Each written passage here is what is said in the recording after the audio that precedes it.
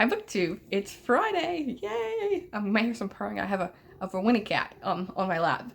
Maybe she'll make an appearance. I'm so glad it's Friday. I luckily had a half day.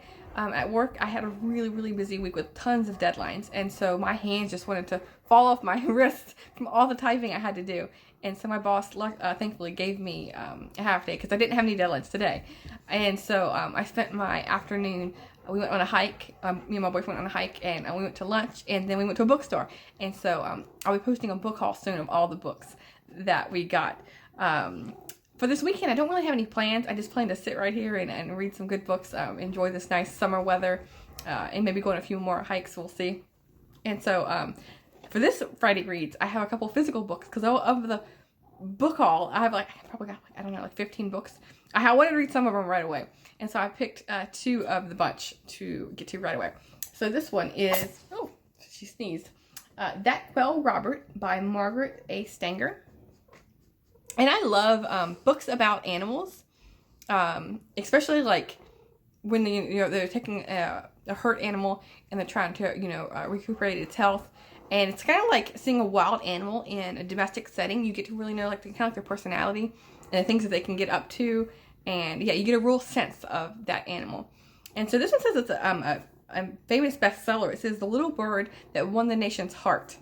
And it says, Robert, unlike other quail, was hatched by the warmth of a lamp on a kitchen counter of a Cape Cod home.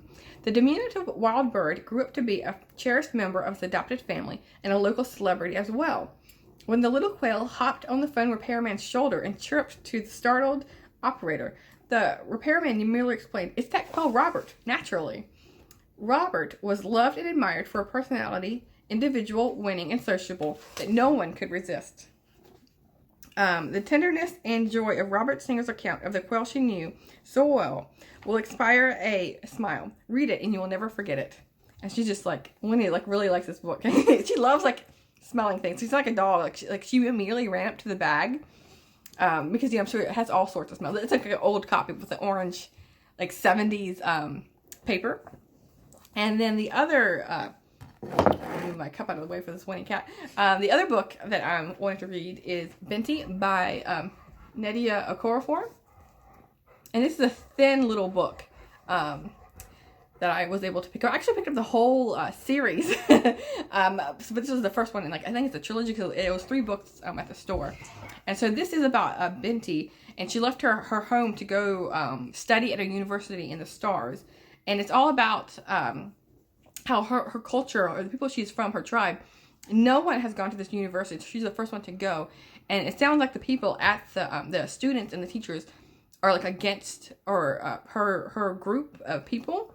It says to accept the offer to go to the university will mean giving up her place in her family to travel between the stars among strangers who do not share her ways or respect her customs. And so I've heard this talked about quite a bit. I think it was a year or 2 ago, because this won a Hugo and the Nebula Award. So yeah, I'm expecting good things from this book.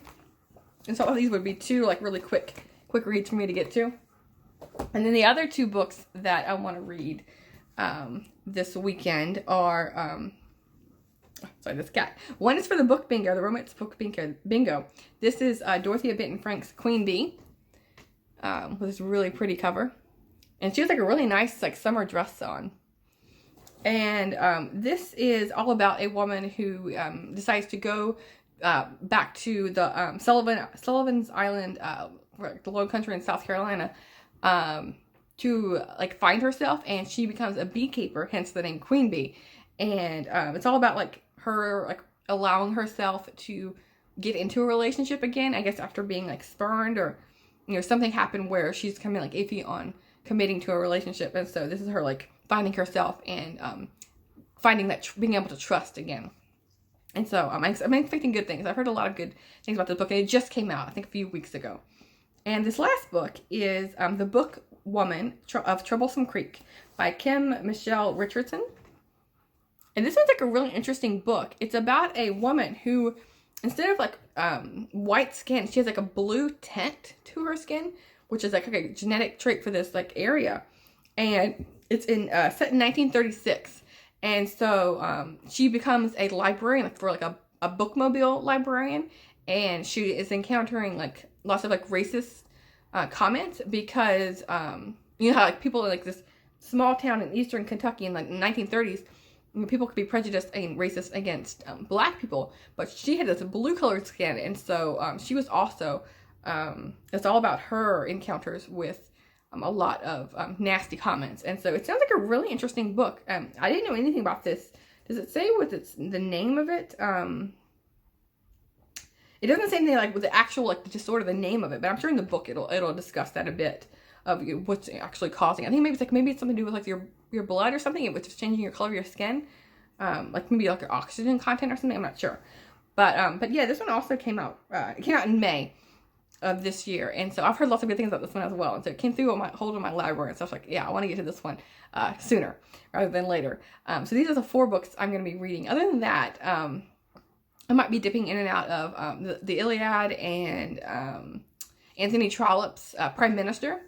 I'm reading those off and on for a bit, and so I am behind on some reading. I just need to like. There's so many books I want to read, and I have so many like ongoing books throughout this month, like the Betsy Tacy's book and Robert Jordan, the 4th book, and then the 2 for Steve Donahue. Like I'm like going along with those, but I'm also trying to read other books too, and like the romance book bingo. And so yeah, I need to get my nose into the books. So yeah, I hope everyone's having a lovely weekend. I hope you're all like enjoying your summer weather, or if you're in the other hemisphere, I hope you're staying warm in the winter. But yeah, thanks. I'll see you soon in book 2.